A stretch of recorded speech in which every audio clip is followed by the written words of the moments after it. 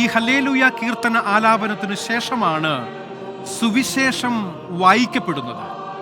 സുവിശേഷ വായന മുൻകൂട്ടി നിശ്ചയിച്ച പ്രകാരം ഗ്രീക്ക് ഭാഷയിലും ഒപ്പം തന്നെയും ലത്തീൻ ഭാഷയിലുമായി നടത്തപ്പെടുമെന്ന് വത്തിക്കാൻ മീഡിയ വിഭാഗം അറിയിച്ചിട്ടുണ്ട്. ലിറ്റർജിയുടെ ഭാഗമായി, കൂദാശ കർമ്മങ്ങളുടെ ഭാഗമായി തീരുമാനിക്കപ്പെട്ടിരിക്കുന്നതനുസരിച്ച് 2 ഭാഷകളിലായി, അതായത് ഗ്രീക്ക് ഭാഷയിലും എന്ന് പറഞ്ഞാൽ പുതിയ നിയമത്തിലെ സുവിശേഷങ്ങൾ പ്രധാനമായും എഴുതപ്പെട്ടത് ഗ്രീക്ക് ഭാഷയിലാണ് എന്നുള്ള കാരണത്താൽ ഗ്രീക്ക് ഒറിജിനൽ വേർഷനിൽ നിന്നാണ് സുവിശേഷ വായനയുണ്ടാകുക. അതോടൊപ്പം തന്നെയും സഭയുടെ ഔദ്യോഗിക ഭാഷ എന്നറിയപ്പെടുന്ന ലത്തീൻ ഭാഷയിലും സുവിശേഷം വായിക്കപ്പെടുമെന്നുള്ളതും ഈ തരുണത്തിൽ പ്രേക്ഷകർക്ക് വേണ്ടി ഞാൻ കൂട്ടിച്ചേർക്കുന്നു. സുവിശേഷ വായനയ്ക്ക് മുമ്പായുള്ള ധൂപാർപ്പണമാണ് ഇപ്പോൾ സ്ക്രീനിൽ നാം കണ്ടുകൊണ്ടിരിക്കുന്നത്.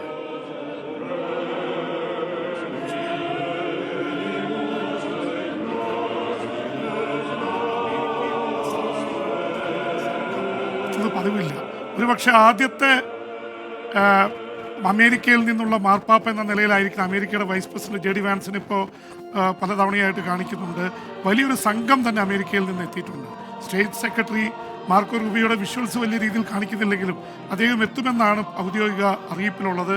ഇന്ത്യയിൽ നിന്ന് രാജ്യസഭയുടെ ഉപാധ്യക്ഷൻ, അതുപോലെ തന്നെ 100-ലേറെ രാജ്യങ്ങളിൽ നിന്നും ഉള്ള പ്രധാനപ്പെട്ട ആൾക്കാരും മറ്റ് രാജ്യങ്ങളിൽ നിന്ന് ഏതാണ്ട് 200-ലേറെ രാജ്യങ്ങളിൽ നിന്നുള്ള പ്രതിനിധികൾ ഇതിൽ പങ്കെടുക്കുന്നുണ്ട് എന്നുള്ളത് ഒരുപക്ഷെ മാർപ്പാപ്പയുടെ സ്ഥാനാരോഹണത്തിന് ലോകമെമ്പാടും ലഭിക്കുന്ന ഒരു സ്വീകാര്യതയുടെ കാര്യമായിട്ട് കൂടി കാണേണ്ടി വരും. എന്ന് മാത്രമല്ല, ഫ്രാൻസിസ് മാർപ്പാപ്പയ്ക്ക് വലിയൊരു യാത്രയപ്പാണ്. ലക്ഷങ്ങൾ പങ്കെടുത്ത യാത്രയപ്പ്, കോടിക്കണക്കിന് ആൾക്കാർ ടെലിവിഷൻ ചാനലുകളിലൂടെയും അത് കണ്ടുകൊണ്ടിരുന്നു.